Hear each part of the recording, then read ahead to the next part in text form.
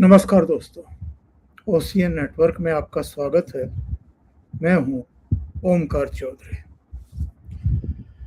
ऐसा लगता है कि अखिलेश यादव ने बर्र के छत्ते में हाथ डाल दिया है। अब योगी आदित्यनाथ जहां भी जा रहे हैं उसी प्रोग्राम में इनको ठीक तरीके से धोते हैं, निचोड़ते हैं और उसके बाद सुखा देते हैं। और चुनाव आते आते इनकी क्या हालत करेंगे कह नहीं सकते, लेकिन इतना आक्रामक रुख अपना लिया है योगी आदित्यनाथ ने कि अब 20 साल पुराने 23 साल पुराने मामले भी वो निकाल करके लेकर के आ रहे हैं और इन पर जम करके प्रहार कर रहे हैं। सीधे जुड़ रहे हैं मेरे साथ लखनऊ से वरिष्ठ पत्रकार वीरेंद्र नाथ भट्ट। उनको जोड़ करके चर्चा को आगे बढ़ाएंगे। वीरेंद्र जी नमस्कार, बहुत अभिनंदन। नमस्कार जी। तो पहले योगी आदित्यनाथ को सुन लेते हैं। आज अयोध्या में थे, बाद में बस्ती में भी थे और उन्होंने वहां क्या कहा है। पवित्र हनुमानगढ़ी में इन्होंने तो वहां नमाज भी पढ़वाने का काम किया था। आप सोचो,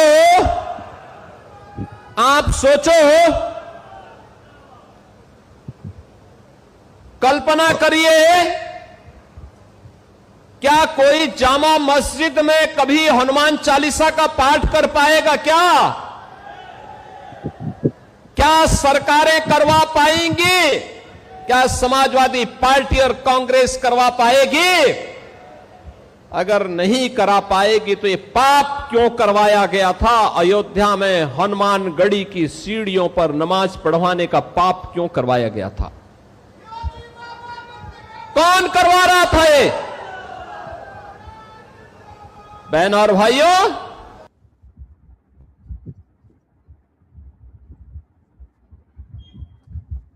वीरेंद्र जी, मैं देख रहा था कि 2003 में किसकी सरकार थी, तो 3 मई 2002 से लेकर के 29 अगस्त 2003 तक मायावती मुख्यमंत्री थी और 29 अगस्त 2003 से लेकर के 2007 तक मुलायम सिंह यादव मुख्यमंत्री थे। तो ये जो कुछ घटना हुई है, हालांकि इसको लेकर के भी अब विवाद शुरू हो गया है। ब्रजलाल का कहना है कि जब घटना के बारे में पता चला तो वहां सूचना दी गई और उसको वहां रुकवाया गया। फिर बाद में जो महंत था हनुमानगढ़ी का, उसने अपने निवास पर जाकर के ये दावत वगैरह दी और वहां बाहर सीढ़ियों पर या सड़क पर ये सब कराया गया था। यानी हनुमानगढ़ी में नमाज नहीं पढ़ाई गई थी, तैयारी थी, रुकवा दी गई थी। वीएन राय का बयान आया है, वीएन राय का आया है या किसी और का आया है, वो कह रहे हैं कि नहीं वो ब्रजलाल झूठ बोल रहे हैं, कुछ इस तरह की उन्होंने टिप्पणी की है और वहां पर कुछ ऐसा नहीं हुआ था। लेकिन एक मसला तो हुआ है, तैयारी तो थी उस समय महंत के द्वारा और एक मुद्दा तो बन रहा है। ये देखिए, ये बात सही है कि इसका प्रस्ताव मुलायम सिंह यादव की ओर से गया था और उस समय जो जोनल आईजी थे और वहां के जो आपका लखनऊ जोन है उसमें फैजाबाद भी आता है, उसके आईजी वीएन राय ही थे। लेकिन और वीएन राय को तो मैं जानता हूं बहुत जमाने से। आजकल वो नोएडा में रहते हैं रिटायर होने के बाद। उनको रिटायर हुए भी लगभग 10 साल हो गया है। एडीजी से रिटायर हुए हैं और एसएसपी फैजाबाद, तब उसका नाम जिले का फैजाबाद था, अब अयोध्या हो गया है। एसएसपी इसके लिए तैयार नहीं हुए। उन्होंने कहा कि अगर ऐसा होगा तो दंगा हो जाएगा। तो नमाज जो मुलायम सिंह की मंशा थी, जो उनकी इच्छा थी मुसलमानों को खुश करने के लिए कि हनुमानगढ़ी की सीढ़ियों पे नमाज होगी, वो तो नहीं हो पाया था। हालांकि वो सीढ़ियां इतनी बड़ी, इतनी चौड़ी हैं कि उसमें उसमें नमाज पढ़ी जा सकती है, उसमें इतना स्थान है, और वहां पे दरिया बिछा दी गई थी। एसएसपी के आदेश पे हटाया गया है। उसने कहा कि ये स्थिति इतनी विस्फोटक हो जाएगी कि उसको संभालना संभव नहीं रहेगा।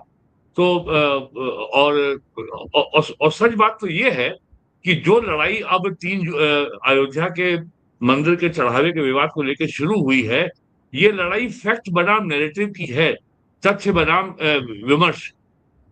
तथ्य तो एक ही होता है, तथ्य से तो आप ज्यादा तोड़ मरोड़ खेल नहीं कर सकते, लेकिन विमर्श में आपको ये आजादी होती है, आप कुछ भी बोल सकते हैं। तो कोई भी रेटरिक, कोई भी जार्गन, कोई भी शब्द आडंबर, शब्द जाल के जरिए आपको केवल अपना जो जो तर्क में आपको जीतना होता है। You have to win in the argument. जैसे मैंने पहले भी आपको एक उदाहरण दिया था, 4 मई को पश्चिम बंगाल विधानसभा चुनाव के परिणाम आ रहे थे, काउंटिंग चल रही थी, सारे टीवी चैनल में इसका लाइव प्रसारण हो रहा था। लगभग 2:30-3 बजा होगा, तो ये तय हो गया था कि बीजेपी की अब 2/3 बहुमत अब बंगाल में आ रहा है, और सबके चेहरे सफेद थे, कांग्रेस के, सपा के, और जितने लोग इंडिया अलायंस के हैं। तो एकाएक सपा का प्रवक्ता बोला कि बीजेपी ने रुपया गिरा दिया, करेंसी का डिवैल्यूएशन हो गया। अब कहाँ पश्चिम बंगाल का चुनाव का कहाँ रुपया? मतलब ये आपको आजादी है, you can say any damn thing to win the argument, या लोगों का ध्यान हटाने के लिए। तो अखिलेश यादव को और इंडिया अलायंस के लोगों को लग रहा है कि जिस तरीके से 2024 के लोकसभा चुनाव में हमने झूठी कहानी फैलाई थी, झूठा नैरेटिव फैलाया था कि आरक्षण खत्म हो जाएगा, संविधान खत्म हो जाएगा यदि बीजेपी सत्ता में आ गई, और दलित और पिछड़े वर्गों को जो आरक्षण बाबा साहब ने दिया था वो खत्म हो जाएगा, और उनकी ये ट्रिक काम कर गई। और देखिए, बीजेपी की सीटें घट गई, समाजवादी पार्टी को 37 सीटें मिली, कांग्रेस को 6 मिली 80 सीटों में, और बाकी जो है 33 सीटों में बीजेपी सिमट गई, और 2 मिल गई आरएलडी को, और 1 मिली अपना दल को, जो बीजेपी के एलाई थे। तो इनको लग रहा है कि 2027 में भी अब इनके पास कोई मुद्दा तो है नहीं, और बीजेपी के द्वारा जिस तरीके से चुनाव जीता गया है, वो बीजेपी को जो सफलता मिली है पश्चिम बंगाल में, उसके बाद जो है ये कैमरे के सामने पब्लिकली कुछ भी कहें, इंडिया अलायंस के लोगों में दहशत का माहौल है। खास करके समाजवादी पार्टी के सामने तो अस्तित्व का संकट से वो जूझ रही है। तो अब उनको केवल मंजिल मिला है।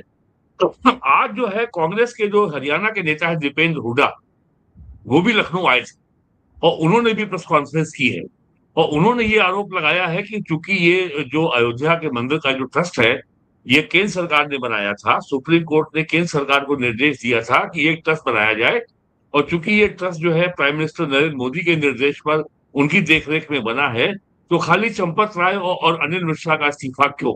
वाई नॉट प्राइम मिनिस्टर, जो स्वयं जिनकी देखरेख में ये ट्रस्ट बना है?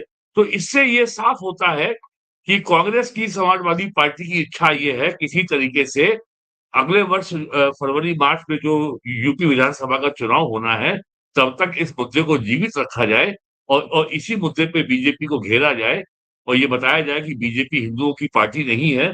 और इसी तरीके से बताइए, इतनी घृणा है एक मीडिया के एक हिस्से में कि मंदिर में जो लोग चढ़ावा चढ़ाते हैं उसको एक चंदा कह रहे हैं, ये चंदा चोर कह रहे हैं।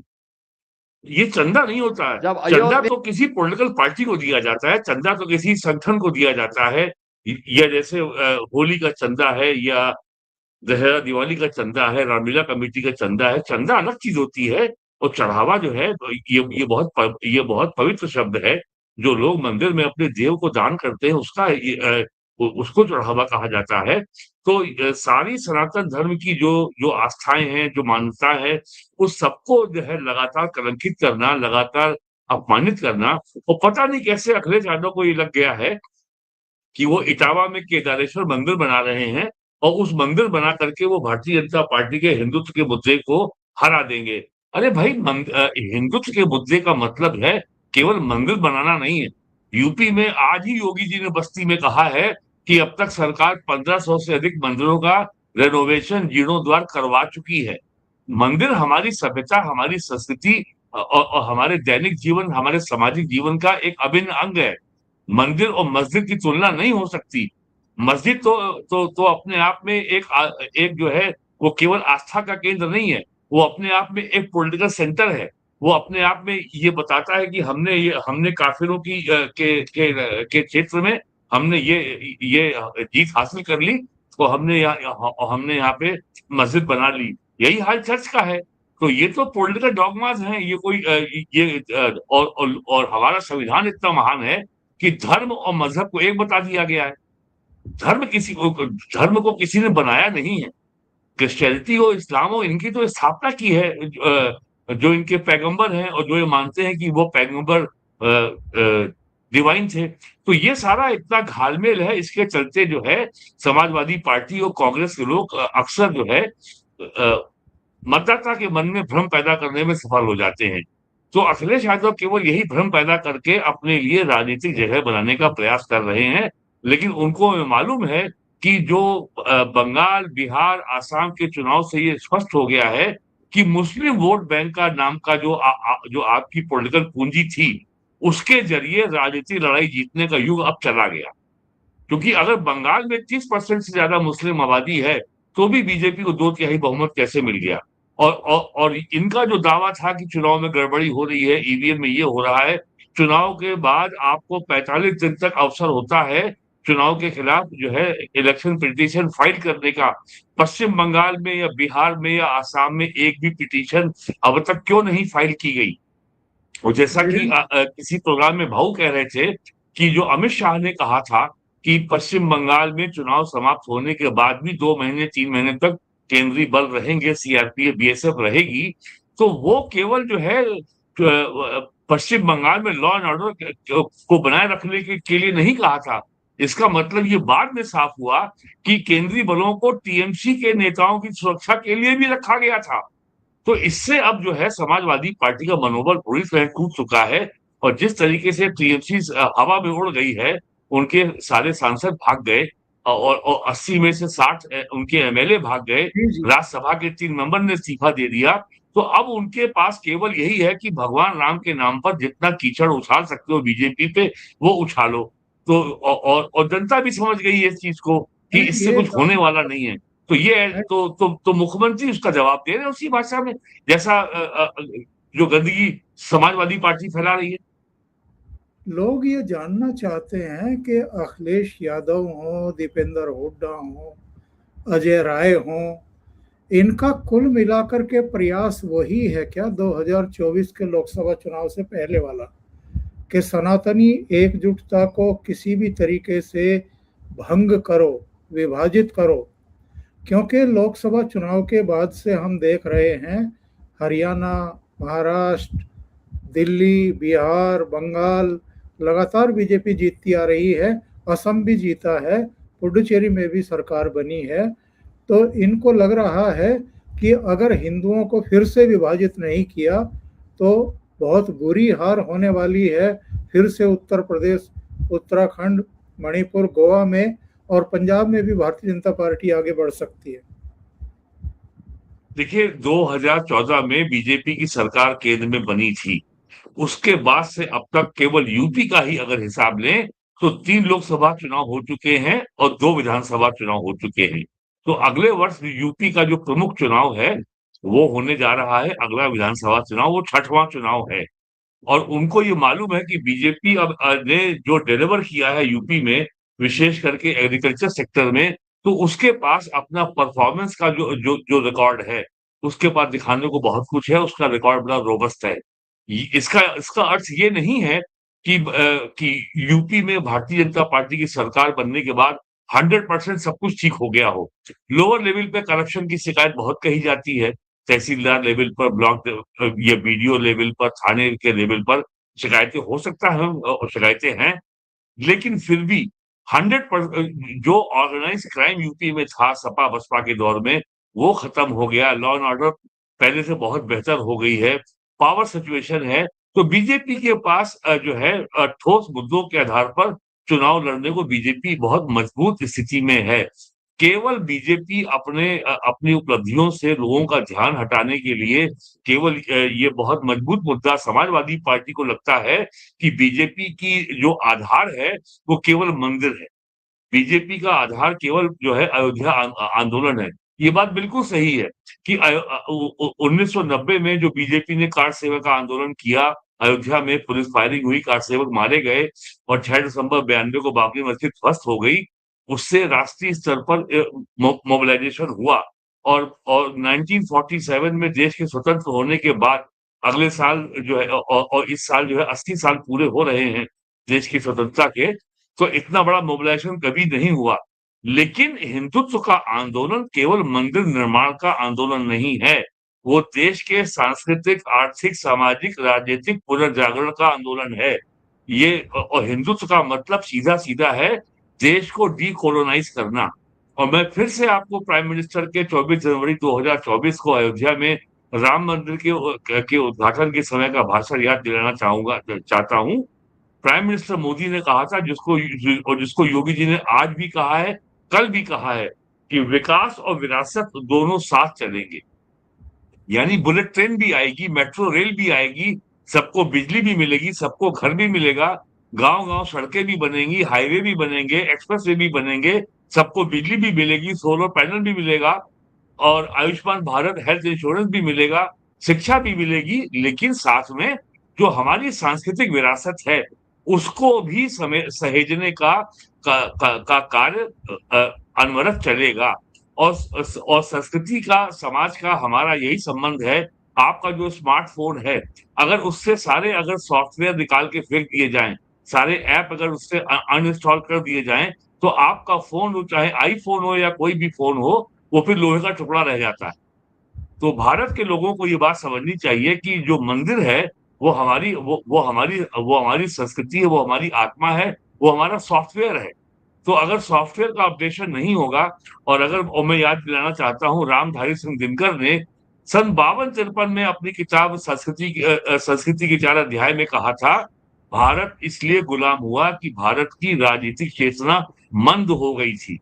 और प्राइम मिनिस्टर मोदी ने और चीफ मिनिस्टर योगी ने बार-बार इस बात को कहा है कि भारत में सांस्कृतिक, आध्यात्मिक चेतना का पुनर्जागरण हो रहा है। उज्जैन हो, महाकाल का मंदिर हो, काशी हो, मथुरा हो, अयोध्या हो, और ऋषिकेश है, हरिद्वार है और मथुरा, वृंदावन, यहाँ जो आज जो भक्तों की भीड़ उमड़ रही है, आप अगर उसको देखिए तो लोगों के अंदर का जो आध्यात्मिक भाव जाग रहा है। और जैसे-जैसे लोगों में आध्यात्मिक संस्कृति का भाव जागेगा, उनको ये पता लगेगा कि वो कौन है और वो कितनी महान विरासत के लिगेटी हैं, हकदार हैं, उनको कितनी they are inheritor of an ancient civilisation. तो लोगों में ये जो जाति का संकीर्णता का भाव है, लोग इसके बाहर आएंगे। और जिस तरीके से पिछले 12 सालों में 25 करोड़ लोग गरीबी की रेखा के ऊपर आए हैं, तो उनको दोबारा जाति के नर्क में भेजना अब बहुत कठिन है। अब वो जाति के स्लोगन से, जाति के नारे से वो लोग प्रभावित होकर के दोबारा सपा बसपा को ऐसे वोट दे देंगे, ये बहुत कठिन है। इसीलिए धर्म के नाम पर, मंदिर के नाम पर बीजेपी के ऊपर लगातार हमले किए जा रहे हैं। और जब तक चुनाव नहीं हो जाएगा, आप देखिएगा, ये हर संभव प्रयास करेंगे कि कैसे राम को जो है राजनीति के कीचड़ में लाया जाए। और ये काम कर रहे हैं वो पिछले 1 महीने से, कोई नई बात नहीं है। बिल्कुल आप सही कह रहे हैं और मैं इसी पॉइंट पर आना चाहता हूँ। एक तरफ तो योगी आदित्यनाथ के ऊपर हमले, मंदिर प्रशासन के ऊपर हमले, एक तरीके से ये सनातनियों पर हमले, और दूसरी तरफ पति और पत्नी पहले परमानंद जी महाराज के पास और उसके बाद अभिमुक्तेश्वरानंद के चरणों में जाकर के बैठ गए। ये क्या है जिसको मीडिया में लोग कह रहे हैं सॉफ्ट हिंदुत्व?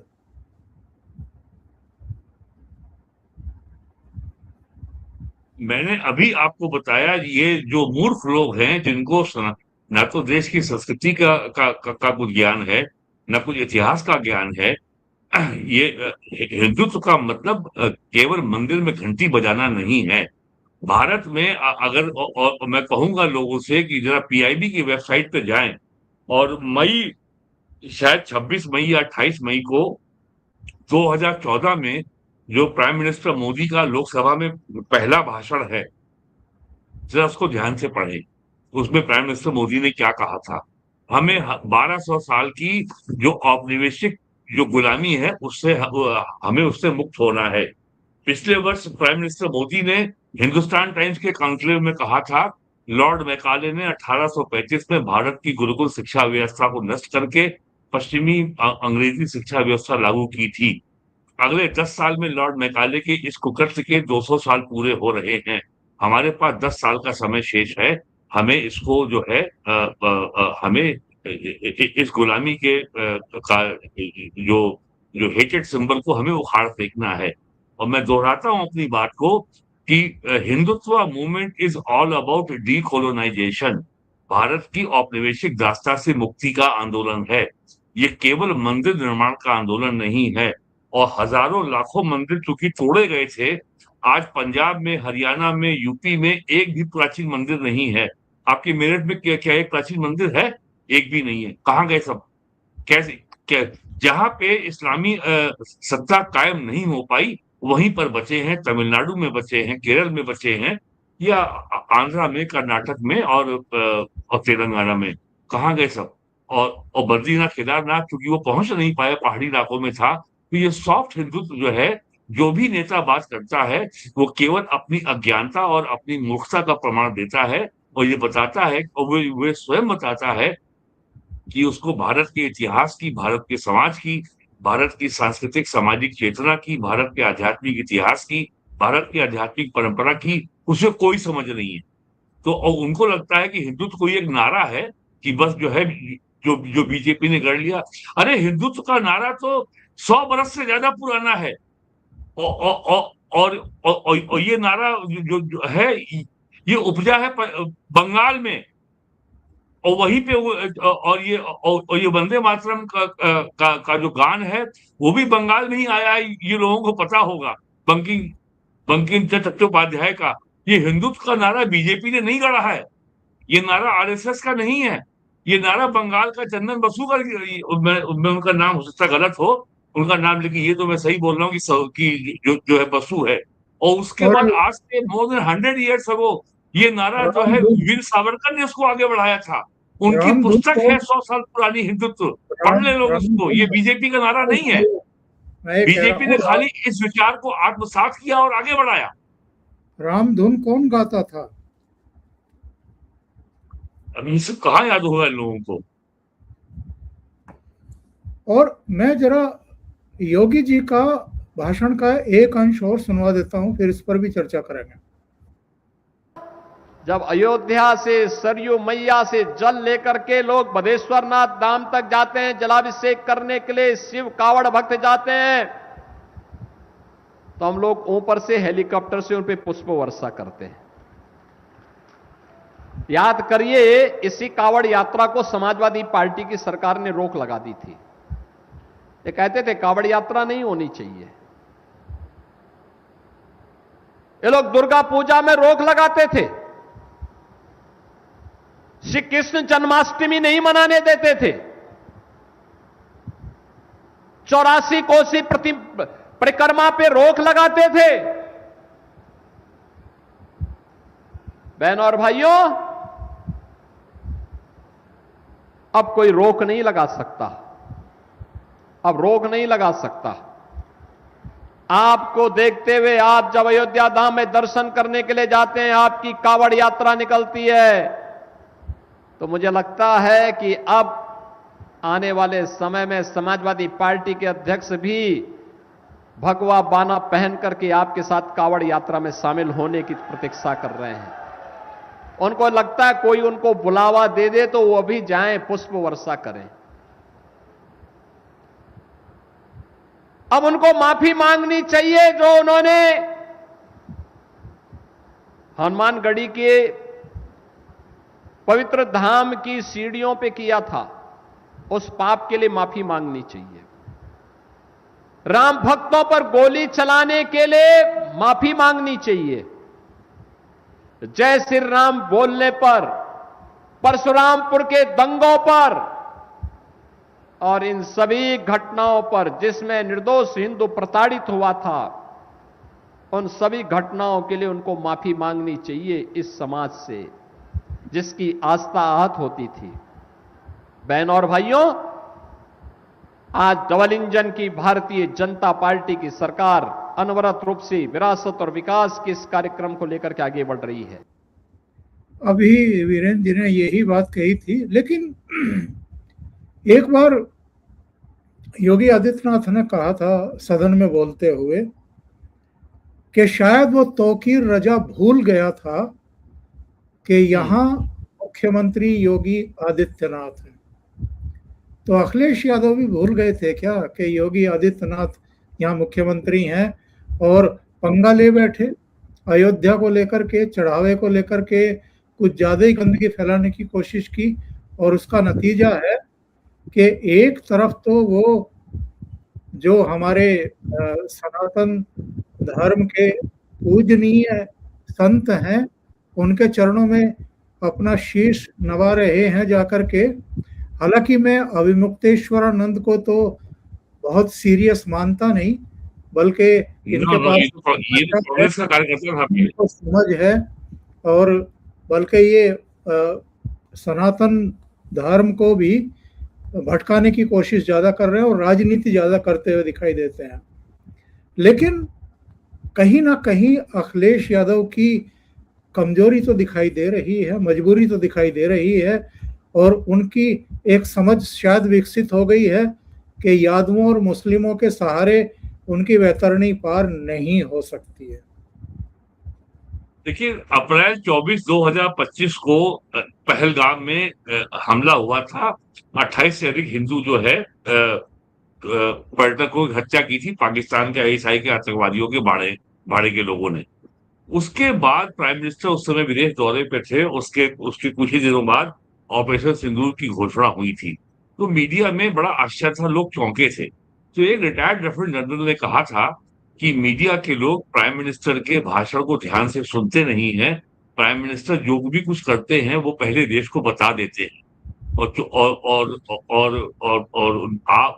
ये कहना गलत है। प्राइम मिनिस्टर चौंकाते हैं। आप चौंकते हैं क्योंकि आप जो है असावधान हैं और आप उनके भाषण पे ध्यान नहीं देते। देश का प्रधानमंत्री या कोई भी मुख्यमंत्री जब किसी सार्वजनिक मंच से कोई बात कहता है तो वो पूरी जिम्मेदारी के साथ कहता है, और उसको ये मालूम है वो क्या कह रहा है और इसके क्या परिणाम होंगे, क्या दुष्परिणाम होंगे, उसको भी और उसके लिए भी वही स्वयं उत्तरदायी होगा। तो योगी आदित्यनाथ ने आज जो भाषण दिया है अयोध्या में और के बीकापुर में और बस्ती में, अगर लोग उसको ध्यान से सुने तो योगी आदित्यनाथ ने बहुत साफ कह दिया है कि उनकी सरकार का स्टैंड क्या है, और सरकार किसी भी तरीके से जो अयोध्या में राम मंदिर के चढ़ावे के कथित घोटाले को लेकर के जो सनातन धर्म पे हमला करने का, कलंकित करने का प्रयास किया जा रहा है, सरकार पूरी शक्ति से उसका मुकाबला करेगी और ऐसी शक्तियों को सरकार किसी भी स्थिति में बढ़त लेने नहीं देगी। यदि आपको ये बात समझ में नहीं आती है तो ये आपकी समस्या है, ये समस्या समाजवादी पार्टी की है। ये सॉफ्ट हिंदुत्व टाइप जो मूर्खतापूर्ण बातें की जाती हैं, इनसे वोट नहीं मिलता है। अरे सॉफ्ट हिंदुत्व की बात करने वालों को तो हम कालनेमी भी नहीं कह सकते। अरे भाई, कुछ आपको अकल तो हो, आप बताइए तो कि सॉफ्ट हिंदुत्व की परिभाषा क्या है। सॉफ्ट हिंदुत्व, ये हिंदुत्व जो है ये बहुत ही सकारात्मक आइडेंटिटी पॉलिटिक्स है। आइडेंटिटी पॉलिटिक्स हमेशा नेगेटिव होती है, जो जात के नाम पर, मजहब के नाम पर, भाषा के नाम पर, क्षेत्रवाद के नाम पर, नए राष्ट्र के निर्माण को लेकर के हमेशा लोगों को मोबिलाइज करने के लिए, गोलबंद करने के लिए की जाती है। जैसे मंडल के नाम पे की गई 90 में कि भाइयों मंडल लागू हो गया है, अब डीएम सीएम पीएम तीनों अपने होंगे, तिलक तराजू और तलवार, इनको मारो जूते चार। यानी सवर्णों को गाली दे करके अनुसूचित जाति के लोगों को इकट्ठा करो, गोलबंद करो, जाति का नशा पिलाओ। लेकिन हिंदुत्व जो है ये ऑल इंक्लूसिव है, ये समावेशी है, ये सबके लिए है। और इसी हिंदुत्व को और सिंप्लीफाई करने के लिए, लोगों तक पहुंचाने के लिए ये पीएम मोदी ने जो नारा दिया था 2014 में, सबका साथ सबका विकास, ये हिंदुत्व है। अब आपके आप एक तरफ कहते हैं सॉफ्ट हिंदुत्व और फिर आप बोलते हैं पीडीए, पिछड़ा दलित अल्पसंख्यक, यानी बाकी जातियों को क्या हिंद महासागर में डुबो के मार देंगे क्या? तो आपका अगर आपका सॉफ्ट हिंदुत्व क्या समावेशी है, क्या इंक्लूसिव है, क्या सभी जाति के और मजहब के लोग इसका हिस्सा हैं, क्या बन सकते हैं ये? और केंद्र सरकार ने पिछले 12 सालों में ये करके दिखा दिया कि किसी भी योजना के मामले में, किसी भी निर्णय में, किसी भी पॉलिसी में जाति मजहब के आधार पर कोई भेदभाव का स्थान नहीं है। यही पिछले 9 साल से अधिक हो गया योगी आदित्यनाथ ने यूपी में सिद्ध करके दिखाया है। समाजवादी पार्टी ने आज तक ये नहीं बताया बस खाली सॉफ्ट हिंदुत्व। इससे आपकी को कोई राजनीतिक लाभ नहीं होने वाला। या तो आप पीडीए बंद कीजिए या फिर आप सॉफ्ट हिंदुत्व पे आइए। ये दोनों चीजें साथ नहीं चल सकती क्योंकि दोनों में विरोधाभास है। अगर सॉफ्ट हिंदुत्व अभी अगर आपको लगता है कि आप कोई बहुत अच्छा काम कर रहे हैं, then it has to be inclusive. ये समावेशी होना चाहिए, सबके लिए होना चाहिए। और सॉफ्ट हिंदुत्व और पीडीए ये इन दोनों में विरोधाभास है, दोनों में कॉन्ट्रडिक्शन है। How can they coexist? बहुत बहुत धन्यवाद वीरेंद्र जी जुड़ने के लिए और महत्वपूर्ण विषयों पर चर्चा करने के लिए। दर्शकों से निवेदन है, आपको ये चर्चा अगर अच्छी लगी हो तो लाइक का बटन दबा दें, वीडियो को शेयर करें। चैनल अभी तक सब्सक्राइब ना किया हो तो ज़रूर सब्सक्राइब कर लें और वीडियो के नीचे बिल्कुल नीचे बॉटम में जाकर के आपको व्हाट्सएप चैनल का लिंक मिल जाएगा, तो आप हमारा व्हाट्सएप चैनल भी फॉलो करें। बहुत धन्यवाद। नमस्कार। जी नमस्कार।